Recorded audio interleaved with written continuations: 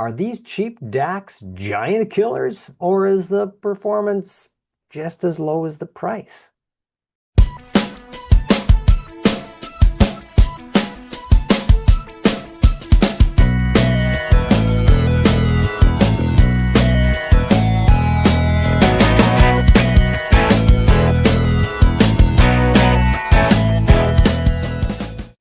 I'm going to say something I haven't said in any of my videos.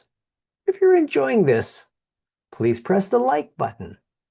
And if you want to follow my exploits in the future, I'd be happy if you subscribed. Now on with the show.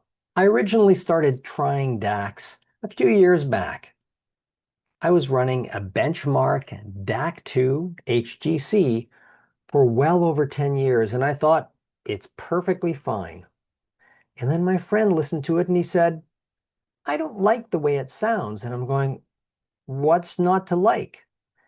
He said, you have to try some different ones. After going through probably a dozen DACs, I realized that there are absolutely differences between DACs. And I ended up finding one that I thought was wonderful. And I'll talk about that in a future video. But for today, I thought we'd take a look at a few cheaper DACs and to see whether or not you can actually get great performance for less money.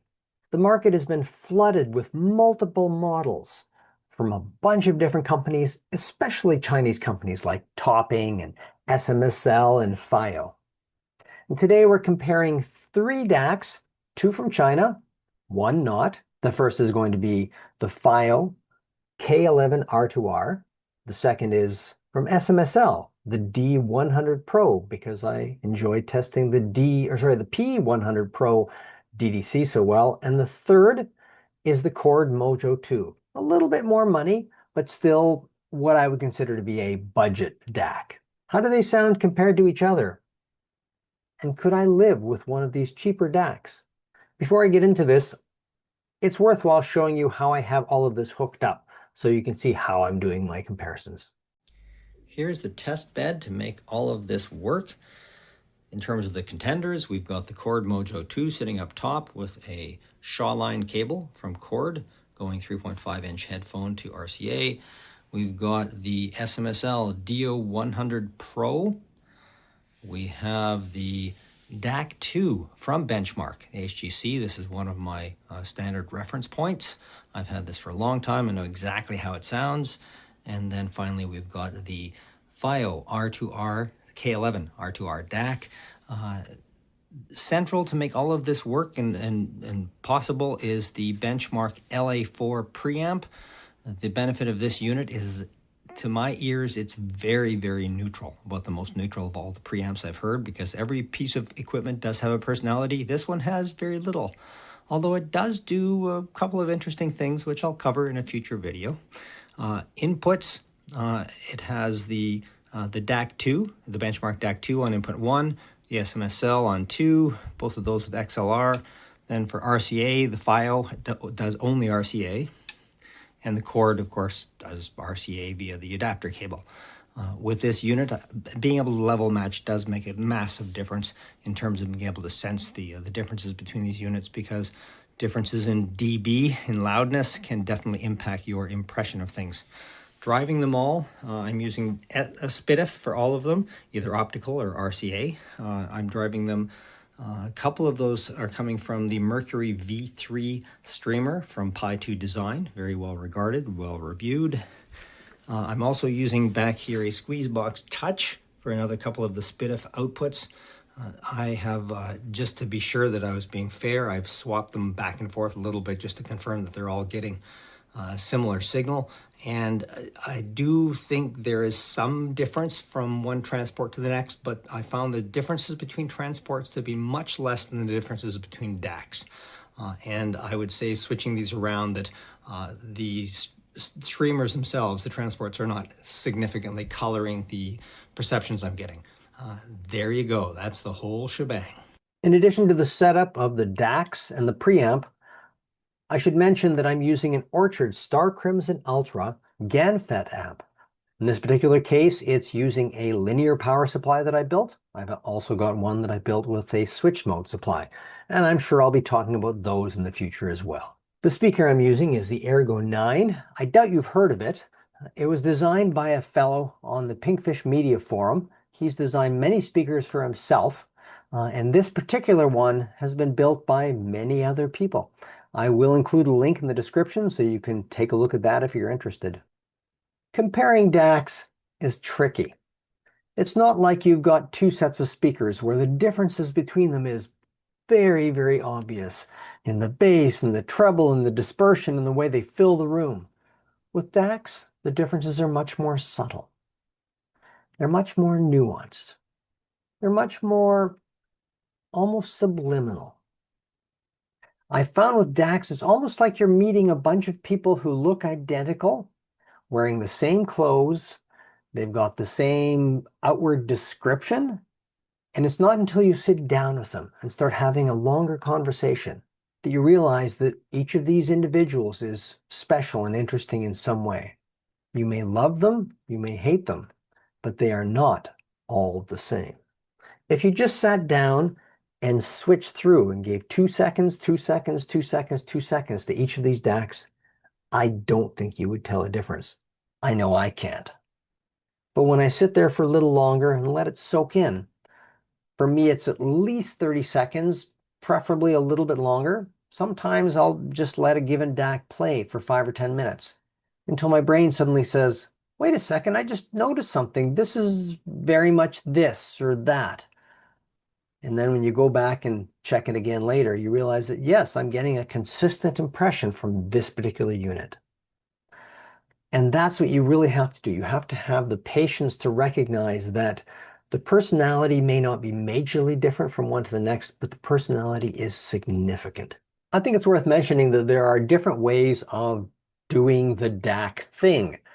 The original DACs were more the R2R variety, the resistor ladder DACs, but at the time, resistors weren't precise enough to make their work really well. So they ended up coming out with chip-based DACs from companies like ESS and AKM. And then finally, nowadays, you can also have DACs that use FPGAs, which are field programmable gate arrays.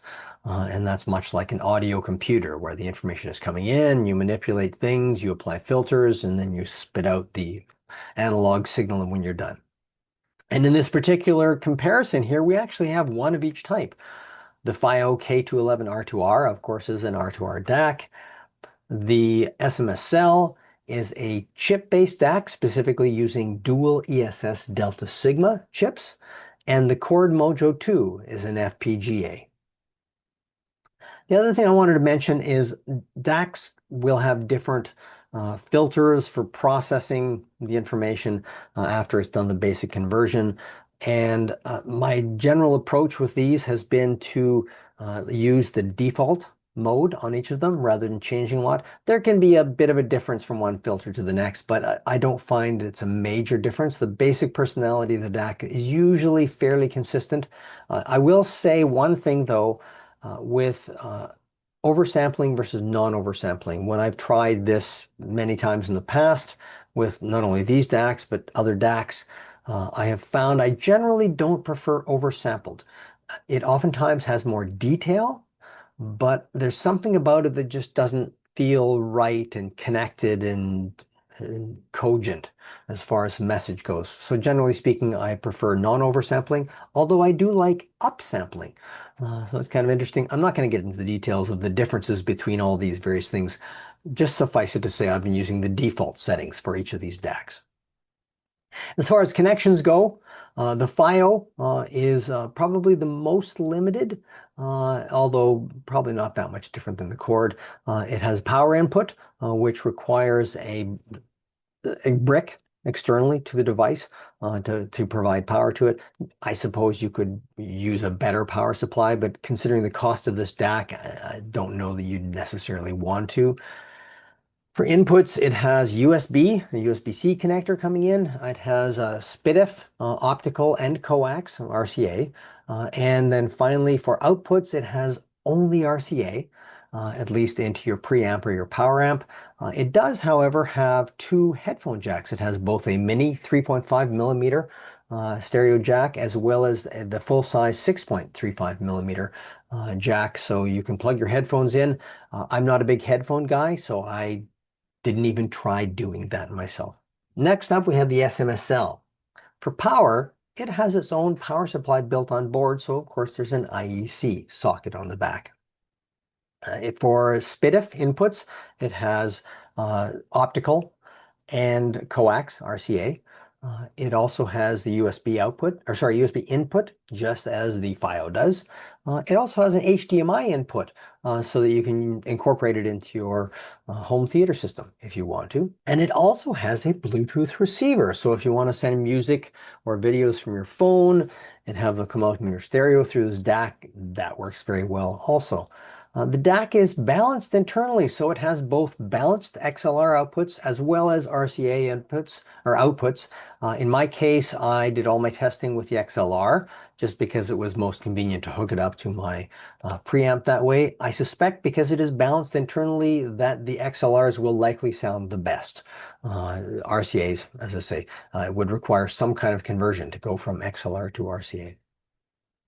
With the Chord is probably the weirdest of the bunch.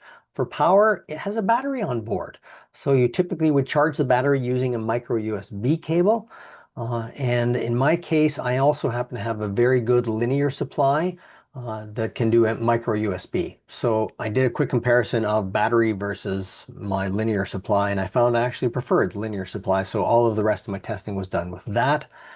For digital inputs, again, it's got USB, in this case, both micro USB and USB-C, and it has a normal Toslink optical input.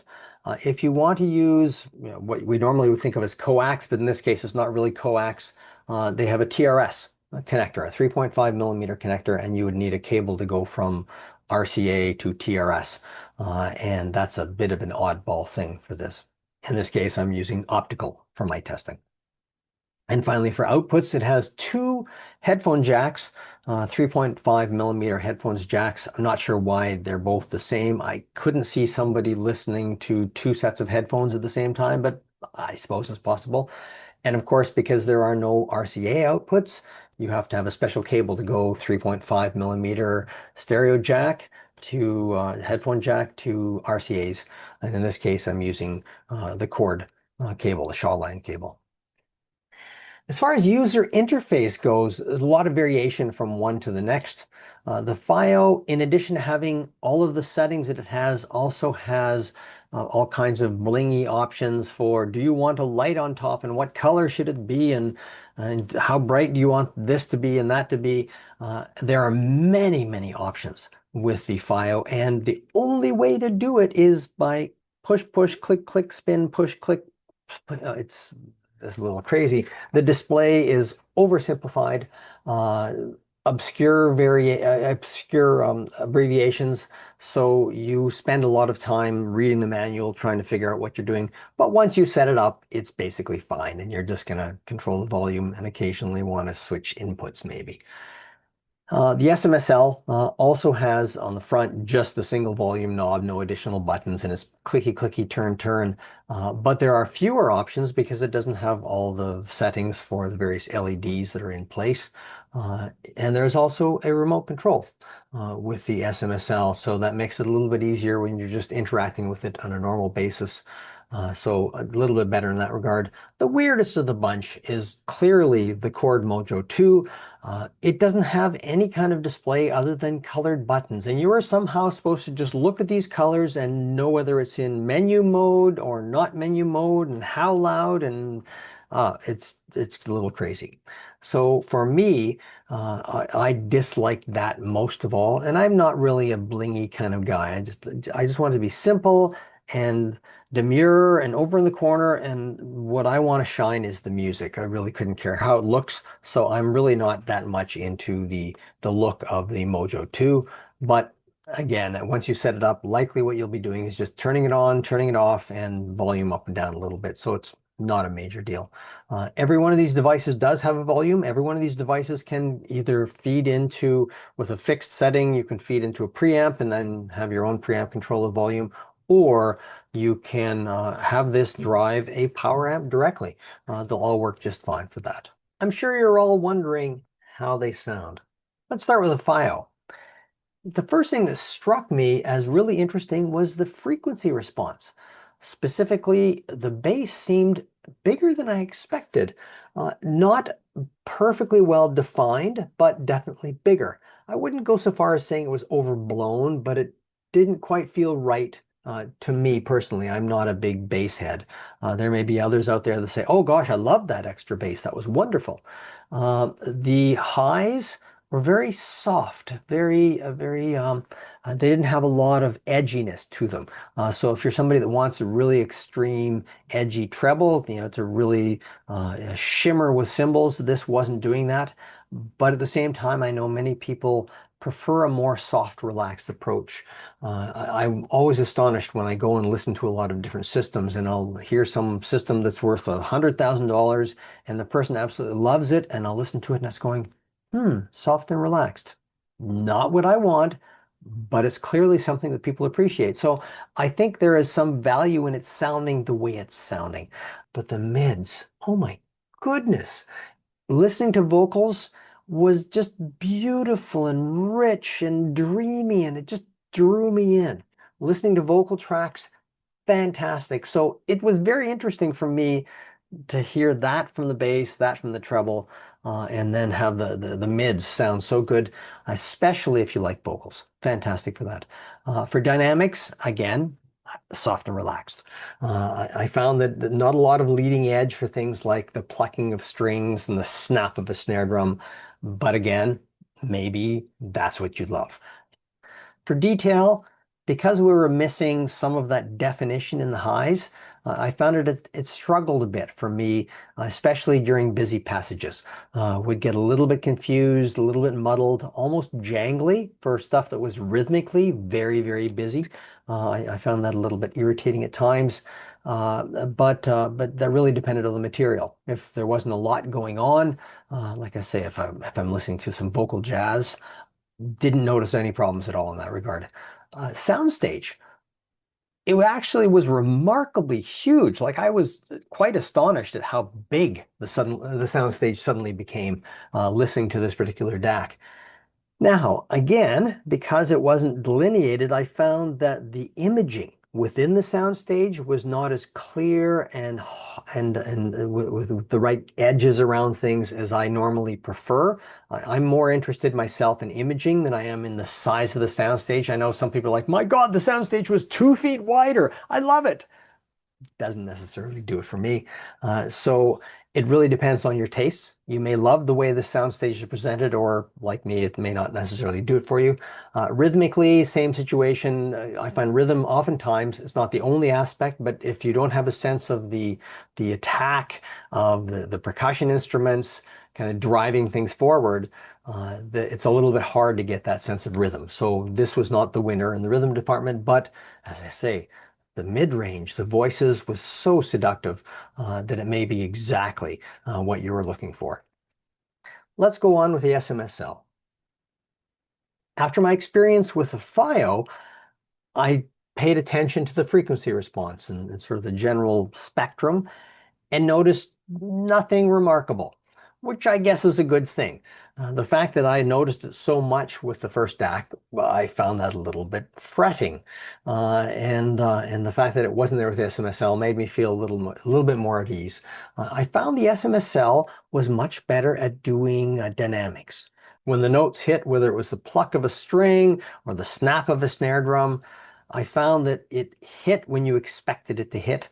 And as a result, the details from the SMSL were much better than they were from the FIIO. Although I did notice it was a little bit thin. I noticed the FIIO was a bit richer sounding, a bit sort of bigger sounding. The details were wonderful though. I really appreciated that. And interestingly enough, at times it felt like I was getting the information in a very clear and accurate sense. It reminded me a lot of listening to my benchmark DAC2, which is a detail monster. Like it presents information so well delineated, never gets confused, always perfect. But the problem with it is it would oftentimes almost sound clinical to me. It didn't necessarily draw me into the music. It felt like I was hearing everything, but that it was information and not emotion that I was getting from it. The SMSL did a similar kind of thing, but I found that it wasn't as good as the benchmark. In general, the benchmark didn't have the thinness that I noticed from the SMSL, but it wasn't that far off. For soundstage, the SMSL was not as big as the FIIO, but it wasn't terrible.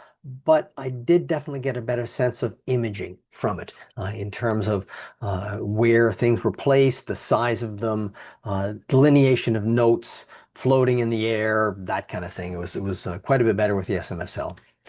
For rhythm, because I was getting all the details and they're being presented sort of as I would expect, and from a timing perspective, I found the rhythm was quite good, but again, something about it felt clinical. It felt like it was just data and not the feeling of the music. So from a rhythmic perspective, it didn't really draw me in as much as I want. But overall, I was very impressed at its ability to present the information of the music in what I felt was an accurate way. Next on from that, let's go on to the chord. Now with the chord, again, the frequency range seemed completely unremarkable, which is what I would hope. The dynamics, leading edges were not as incisive as they were with the SMSL. It didn't give you that sense of, that it was able to slice and dice whatever it gave in front of you, it could just reproduce it. Not as much with the chord as it did with the SMSL.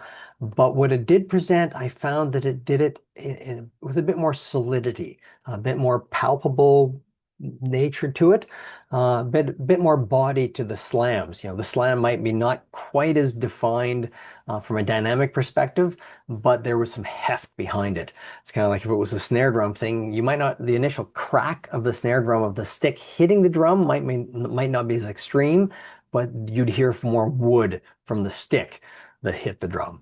It had a bit more warmth to it, not as much. And when I say warmth, I'm thinking mid-range kind of quality. It wasn't as warm and delectable in the vocals as the FIIO was, but it felt more warm and inviting than the SMSL did, where the SMSL sounded a bit clinical. The chord was a bit more welcoming. For details, better than the FIIO, but as I say, not as good as the SMSL. You could kind of think of it as being a happy medium between the two. The SMSL was giving me so much detail, I'd be like, well, I could do with less if I had to. I don't need that much.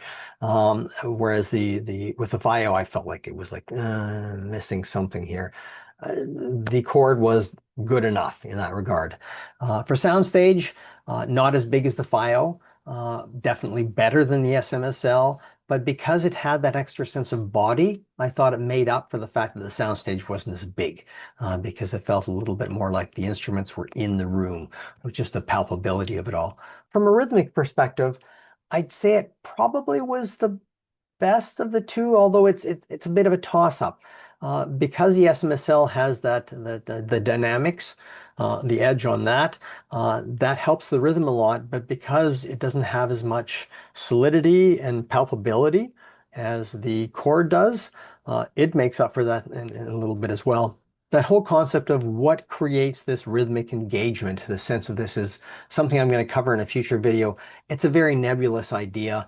And I don't fully understand it, but it's the kind of thing when you hear it, you know that you are hearing it, you're feeling it, it's moving you. There's something very special about that. So I thought of the three, the chord did the best, but still not as much as I would want. And in a future video, I'll cover some other DACs that I think do better in that regard. Overall, let's start with the FIIO K11 R2R for $143. Very, very impressive. Fantastic value. For my taste, it was a little bit too relaxed and soft, but beautiful smoothness, and with vocals, by far the winner. Beautiful, alluring, textured, fantastic job. Next up, we had the SMSL DO100 Pro. It was about $220, not that much more money. And in my own opinion, better overall than the FIIO. It was the most detailed, but sometimes was a little bit edgy. My benchmark DAC 2 is a bit better in that regard. It can sound a little bit clinical, or you might want to say a little bit more accurate, just depending upon what kind of presentation you're looking for. For me, it was not the most enjoyable sonically, but very good. Again, very good value for the money. So the Chord Mojo 2 is the most expensive at $660, but still not a lot of money. It's not as detailed as the SMSL, but not that far off. Had more sense of solidity to the sound, a bit more palpable. It did not sound as nice with vocals as the FIIO did, but overall was a very balanced performer. I've had some experience with the Q test, and it sounded very similar to the Q test. Clearly a family resemblance there. So which one of these is best? Well, it depends. It depends on the kind of experience that you want to have when you're listening to your system.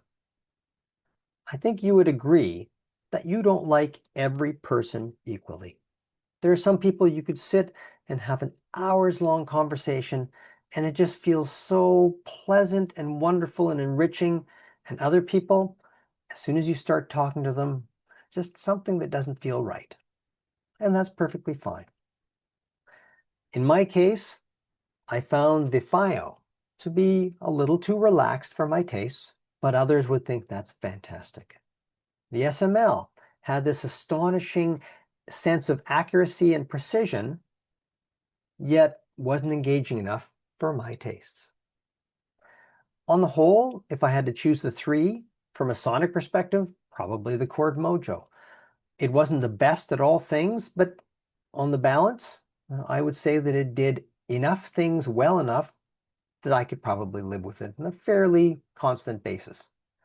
Fortunately, we don't have to choose only one of these three. I can enjoy these three, understand what they do, yet still go and listen to other DACs. Much like there are many, many people in the world who can sit down with you and you can have a stimulating conversation. So in the end, I suggest you try as many of these as you can. I know a lot of people are challenged at trying to find opportunities to listen to these, but I encourage you to, as much as possible, do just that. Try them out, see what you think. The nice thing about these cheaper DACs is you can buy them on Amazon, return them if you don't like them, or just stick them up in the bedroom. You know, I'm probably going to take the K11 R2R DAC and put it in my bedroom because I want pleasant, smooth, relaxed music in the bedroom. Throughout this video, I've occasionally mentioned that I've listened to many other DACs. In a future video, I will list a bunch of those and explain my own perceptions of what I heard from them. Maybe that'll help you to make a decision yourself as to which ones you'd like to try in your own living room. And with that, have yourself a fantastic day.